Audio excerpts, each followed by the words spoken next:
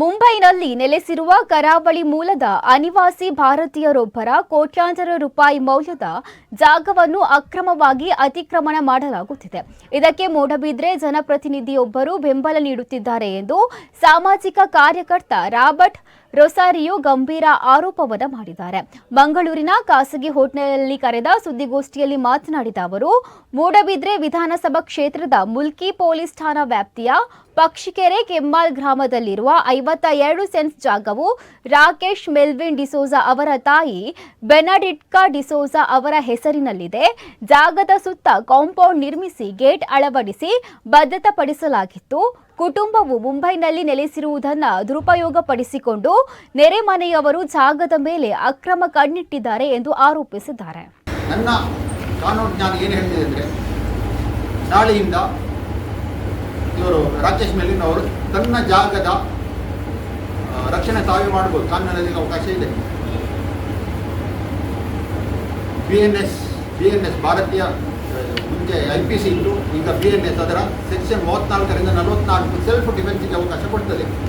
ಹಾಗೆ ನಾಳೆ ಬೆಳಿಗ್ಗೆ ಇವರು ತನ್ನ ಪ್ಲಾಟ್ ಹತ್ರ ಕತ್ತಿ ದೊಣ್ಣೆ ತಗೊಂಡು ನಿಂತು ಒಳ ಬಂದವರ ತಲೆ ಒಡೆದ್ರೆ ಅಥವಾ ಅವರ ಪ್ರಾಣಹಾನಿ ಆದರೂ ಮರ್ಡರ್ ಕೇಸ್ ಆಗುವುದಿಲ್ಲ. ಇದು ಕಾನೂನು ಹೇಳ್ತದೆ. ಸೆಲ್ಫ್ ಡಿಫೆನ್ಸ್ ಬಹಳ ಸ್ಪಷ್ಟವಾಗಿ ಹೇಳ್ತದೆ. ನನ್ನ ಜೀವ, ಪ್ರಾಣ, ಮಾನ ಮತ್ತು ನನ್ನ ಆಸ್ತಿ ಉಳಿಸಲಿಕ್ಕೋಸ್ಕರ ನಾನು ಇನ್ನೊಬ್ಬರ ಮೇಲೆ ಆಕ್ರಮಣ ಮಾಡಿದರೆ ಅದು ಅಪರಾಧ ಆಗುವುದಿಲ್ಲ. ಹಾಗಾಗಿ ಅವರಿಗೆ ಇರುವ ಆಯ್ಕೆ ಅದೇ.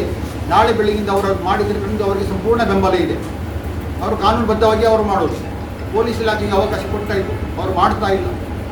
ಏನು ಮಾಡ್ಬೋದಿತ್ತು ಕಾನೂನು ಅದನ್ನು ಮಾಡ್ತಾ ಇಲ್ಲ. ಅದಕ್ಕೋಸ್ಕರ ನಾವು ಈ ವಿಷಯವನ್ನು ಬಹಿರಂಗವಾಗಿ ತಮ್ಮ ಮೂಲಕ ರಾಜ್ಯ ಸರ್ಕಾರದ ಗಮನಕ್ಕೂ ತರುತ್ತೇವೆ. ನಾಳೆ ಬೆಳಗಿನ ನಂತರ ಆಗುವ ಎಲ್ಲ ಬೆಳವಣಿಗೆಗಳಿಗೆ ಜಿಲ್ಲಾಡಳಿತ, ಪೊಲೀಸ್ ಇಲಾಖೆ ಮತ್ತು ಸರ್ಕಾರ ನೇರ ಕಾರಣ ಆಗ್ತದೆ. ಇವರು ತನ್ನ ಪ್ರಾಣಕ್ಕಾಗಿ ಮಾಡಬಹುದು, ಮುಂದೆ ಅದು ಒಂದು ತೊಟ್ಟು ರಕ್ತ ಬಿದ್ದರೂ ಕೂಡ ಅದಕ್ಕೆ ಪೊಲೀಸ್ ಇಲಾಖೆ ನೇರ ಜವಾಬ್ದಾರಿ ಆಗ್ತದೆ. ಮತ್ತು ಕಾನೂನಲ್ಲೊಂದು ಸೆಕ್ಷನ್ ಇದೆ 168, ಅದು ಏನು ಹೇಳ್ತದೆ ಅಂದರೆ, ಪೊಲೀಸರ ಕರ್ತವ್ಯಗಳು. ಯಾವುದೇ ಅಪರಾಧ ನಡೆದ ನಂತರ ಪೊಲೀಸರು ಬಂದು ಮತ್ತೆ FIR ಆಗ್ತಾರೆ, ಅರೆಸ್ಟ್ ಮಾಡಿ ಎಲ್ಲ ಮಾಡ್ತಾರೆ.